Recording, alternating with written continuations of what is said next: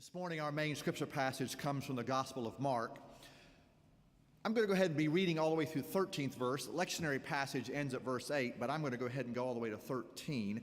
And also want to mention one other thing to you. We have a misprint in the order of worship. So our final hymn is going to be number 526, The Solid Rock. So I'll try to remember that at the end of the sermon, but I don't really trust myself at the end of the sermon because who knows where my brain is, so I might or might not remember that. So if you can mark that now, and hopefully I'll remind you that the final hymn is going to be 526. All right, from the Gospel of Mark, the 13th chapter, beginning with verse 1. As Jesus came out of the temple, one of his disciples said to him, "Look, teacher, what large stones and what large buildings." Then Jesus asked him, "Do you see these great buildings? Not one stone will be left here upon another. All will be thrown down." When he was sitting on the Mount of Olives opposite the temple, Peter, James, John, and Andrew asked him privately, "Tell us, when will this be, and what will be the sign that all these things are about to be accomplished?" Then Jesus began to say to them, "Beware that no one leads you astray. Many will come in my name to say, 'I am he,' and they will lead many astray. When you hear of wars and rumors of wars, do not be alarmed. This must take place, but the end is still to come. For nation will rise against nation and kingdom against kingdom, and there will be earthquakes in various places. There will be famines, but this is the beginning of the birth pangs. As for yourselves, beware, for they will hand you over to councils where you will be beaten in synagogues. You will stand before governors and kings because of me as a testimony to them. And the good news must first be proclaimed to all nations. When they bring you to trial and hand you over, do not worry beforehand what you are to say, but say whatever is given to you at that time. For it is not you who speak, but the Holy Spirit. Brothers will betray brothers to death, a father his child, his children rise against parents and have them put to death. And you will be hated by all because of my name. But the one who endures to the end will be saved." Here ends the reading of God's holy word. May God bless it for our hearing and understanding. How many of you have played the game of Jenga? We've played this. So maybe about half of us have played Jenga. So the rest of you are going to get a demonstration today. It's a simple game where you begin to stack blocks, and then one player slides a block out and puts it on top. And you just keep on doing that until you can't do it anymore because the tower falls. It becomes more unstable the higher it gets until finally somebody is the loser. Well, this morning we have 4 volunteers. Caroline, Ben, Josie, and Leo are our volunteers, and they're going to be giving you a live demonstration during the sermon. While you watch the game being played, I want you to think about this sermon in reference to the game of Jenga. Think of them as performance artists, right? Tell your friends you had performance artists in worship today. That'll pique their interest. So you 4 can go ahead and begin. From the story of Mark, we see Jesus and his disciples in the capital city, the holy city, Jerusalem. It is the week of Passover, the week when Jesus will be killed. The disciples are enjoying these days in the holy city. I mean, the disciples were simple fishermen. They were country boys, and now they're in the big city. They had their iPhones out, snapping pictures. They were doing selfies together, all enjoying the big city. They were raving over the temple and other big buildings. "Look, teacher, at the massive stones that constructed these big buildings," they said to him. But Jesus responds with words that must have left the disciples dumbfounded. "As for these things you see, the days will come when not one stone will be left upon another. They will all be thrown down." The disciples were just trying to get Jesus to join their group selfie and smile for the picture. And here he is, Debbie Downer around them. After he says these things, the disciples put their phones away. They fold up the tourist maps, and none of them ask if they can shop for souvenirs. According to Mark, no one asked Jesus a question for some time, possibly as long as an hour. Because the next time they talk, they're in the Mount of Olives, which was a good little journey there. And finally, now one of them says, "Teacher, when will this be? And what will be the sign this is about to happen?"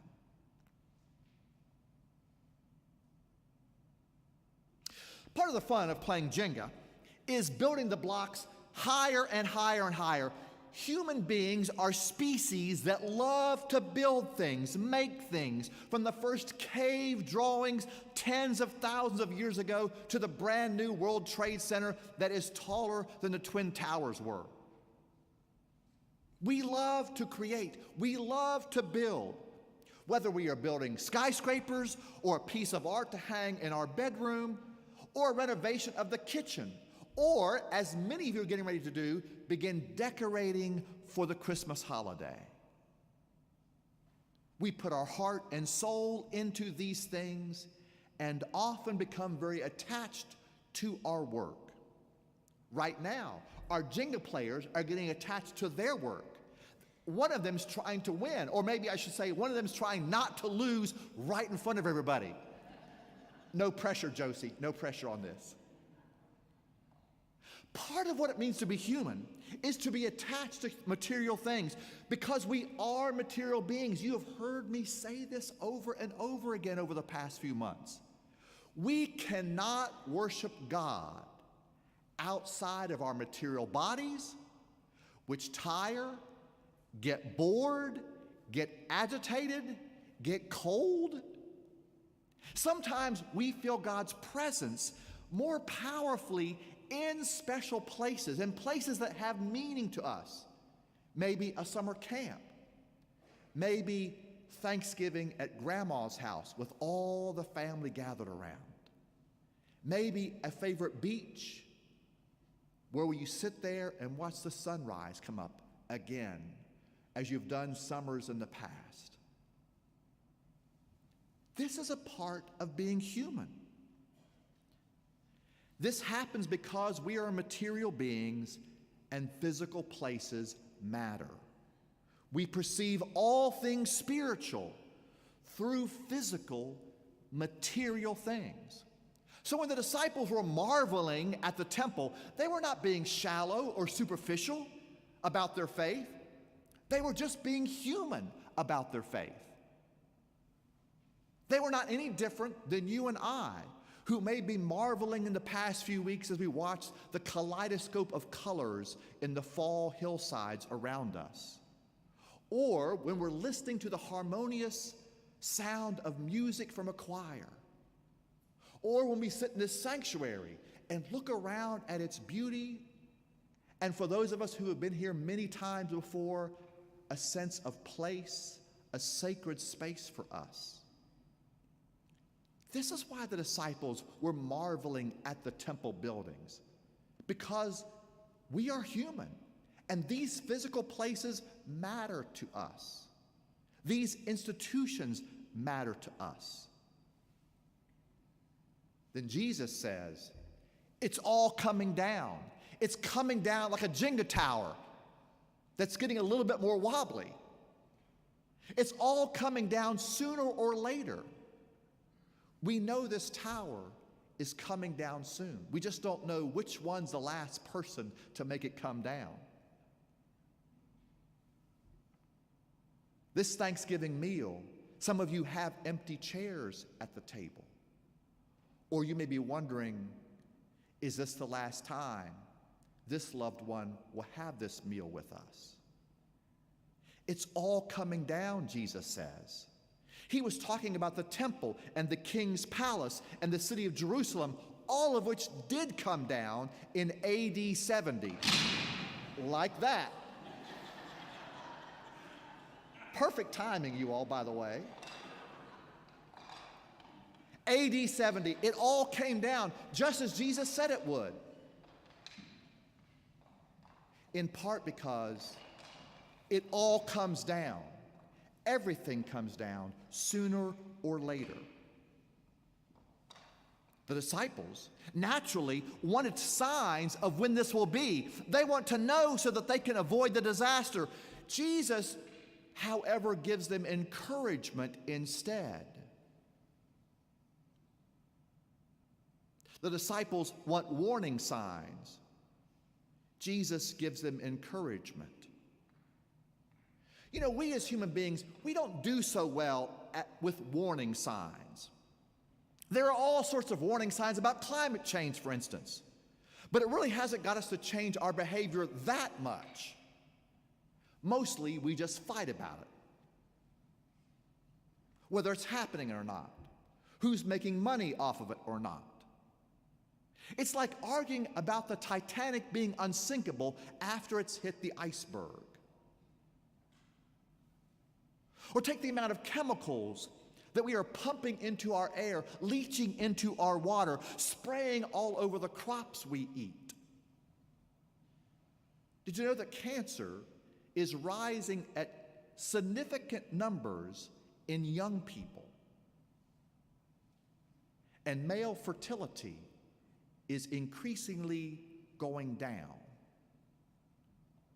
We've got the warning signs. What are we going to do about those things? Often, we just argue about them. Or let's take a more personal situation.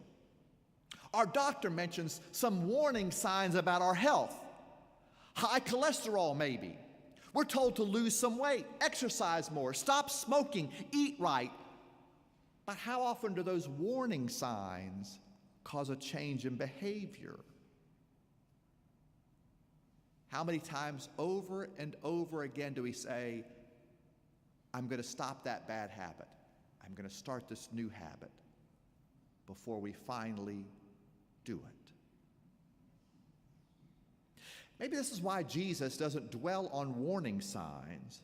He gives the disciples encouragement instead. They ask for signs. He gives them encouragement. Don't be gullible, he says. Well, he doesn't literally say that, but that's kind of what he said. Right? I'm paraphrasing a bit. He tells his disciples, in the days ahead, people will say, I'm here. I'm the second coming of Jesus. He tells his disciples, don't believe that. Don't jump quickly at somebody else's idea. Don't be gullible when you are vulnerable. When you're worried about things, when your world is turned upside down, it is natural to reach out and grab the first solid thing you find.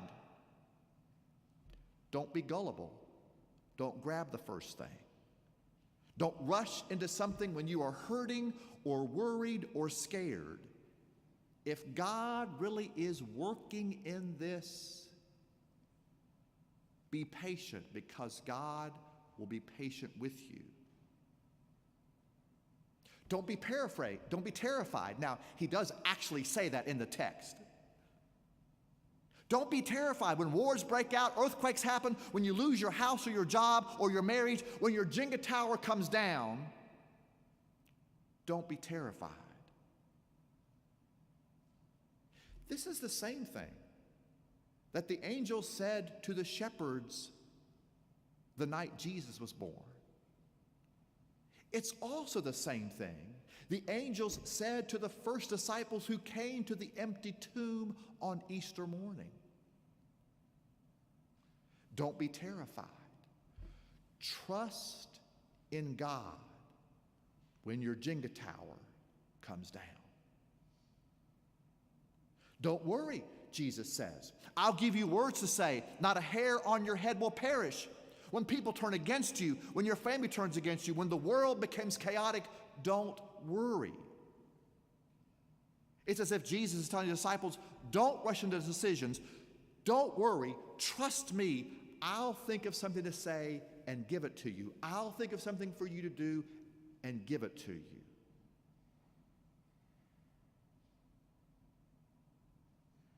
Friends, everything is temporary. We try to make it so things will last, but nothing lasts. Even dynasties fall. It all comes to an end. The kids grow up and they move out of the house, and it changes your life forever. The career you loved ends with retirement.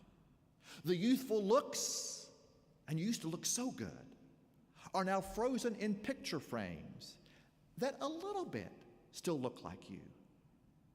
All the Jenga towers of our lives come crashing down. That's what Jesus is saying in this story. It all ends. Here's the thing. After the Twin Towers came crashing down on 9/11, we rebuilt another tower, and this country rebuilt itself. Life went on. During the Civil War and after the Civil War of this nation's history, we destroyed things and life still went on, and then afterwards we recreated this nation.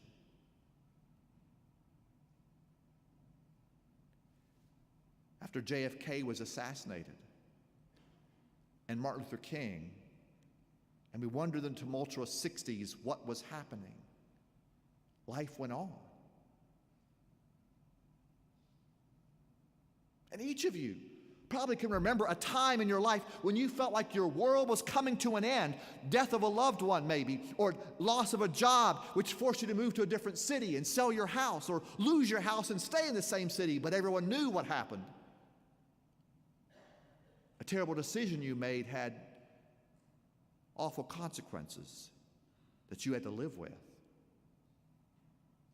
Maybe all of us have had major times like that or minor times like that. But you know what? We're all still here. You've made it to this moment. Those things may have changed our lives, but they didn't end our lives. One of the things for historic churches like Fifth Avenue face is the changing of times. And as things in society change, and as the congregation changes, and as buildings age and people age, we struggle with how do we carry on in the future? So much we want to keep the Jenga tower together. But friends, they all come down. The only way we continue is by rebuilding them in new ways. I know Fifth Avenue has a lot of traditions that it loves and cherishes, but they're coming down. The only way they live on is if we reuse them to make new things and carry on those traditions, carry on those values, carry on those principles in new ways for new generations. Caroline and Leo and Josie and Ben have used their own creative work here and remade the Jenga tower in a new way. Who knows what it is? Who looks at that and sees that light at the top knows what it is? You're getting ready for this. It's a manger scene, right? Hasn't everybody seen that? You can see that, right? There's the star overhead, right up. It is still shining, right, Ben? It is still shining. Yes, the star is still shining over there. It's a manger scene, right? Everything can be recreated. Every life, no matter how much it's been damaged or hurt, can be recreated. Sometimes painfully different, but nonetheless meaningful and purposeful. Let me tell you a story.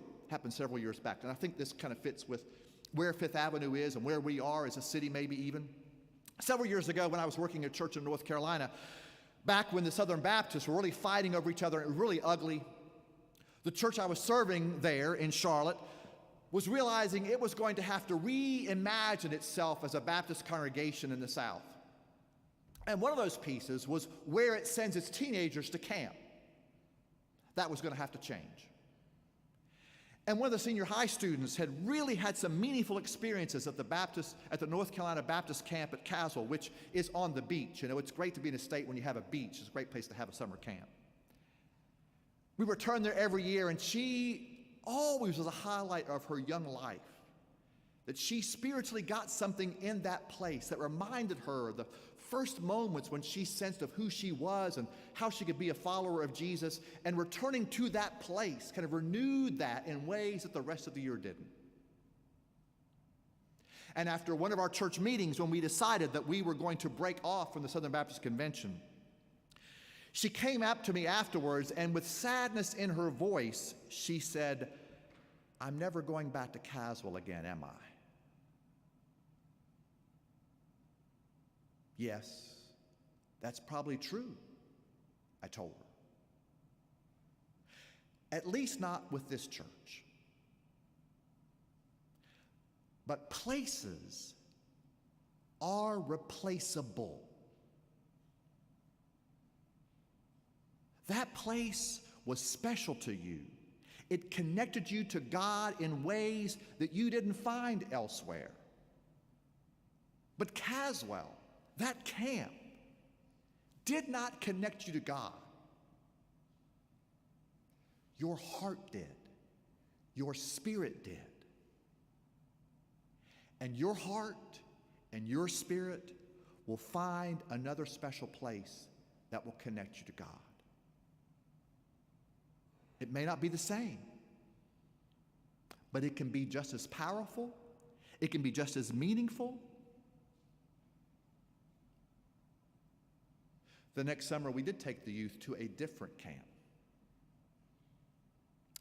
And at the end, she came up to me and said, "It wasn't the same, but it was great." That's trusting in God with new things. It's not the same, but it was great. We are material beings, and we can only spiritually connect to God through these material bodies that we have and the material places that we experience. But material places and institutions and organizations, they are not the essence of our connection to God. This building, this church, this place, all of these things are just the funnel for God's Spirit to us. Or if you will, they are just the cup that holds the Spirit of God that nurtures us and draws us to God's Spirit. Too often we think of the institutions and the places and the organizations are the heart and core of sacredness that we find in God or meaning in our lives, but they are not. These institutions and places that we feel are sacred, they're just the cup that holds a sacredness. And like all cups, we can pour the contents from one to another. So when your Jenga tower falls, you just build another one. And you build it for a new moment, out of the traditions and the values and the principles of the old one. But it's new for the new day, for the new generation. Notice that our creative group, because I told them you don't have to build it the same way, use their own imaginations. They collaborated together. They figured out a way to do it together. They even brought in at least one extra piece of material. Thankfully, Ben's power, his battery may be dead now in his phone in a minute, but lasted this long. When your Jenga tower falls, you pour everything of God's Spirit you have into you into recreating whatever has fallen down. Whatever institution, whatever relationship's been broken, whatever it is. God is already there. So don't be gullible when this stuff happens, right? Fifth Avenue, we're on this bridge time, right? In this transition time between permanent pastors. We can't save Fifth Avenue the way it was under former pastors. Things that are past are past. But we can create a new thing out of the blocks that we've had of the past. So let's not be gullible, right? Let's not be gullible for the quick fix, the new idea, the fad that comes and says, I'm your answer. Let's not be gullible about that. Let's take our time. God is here. God is working with us. Let's not be terrified, right? Let's trust that God is working in our congregation for the new days. Let's not worry. Let's seek the Spirit, and God will give us the words to say. God will give us the things to do, and we will figure out the next phase. Friends, God has given us this mortal life where everything is temporary. So give thanks and be grateful while you can enjoy the things that you're enjoying, because one day they're all coming crashing down. Don't be gullible. Be patient. Don't be terrified. Trust. Don't be worried. God will provide. Old endings provide the catalysts that lead to new beginnings. And there, over and over again, you have seen this happen. There, God can do wondrous things. May it be so here and in this community. Amen.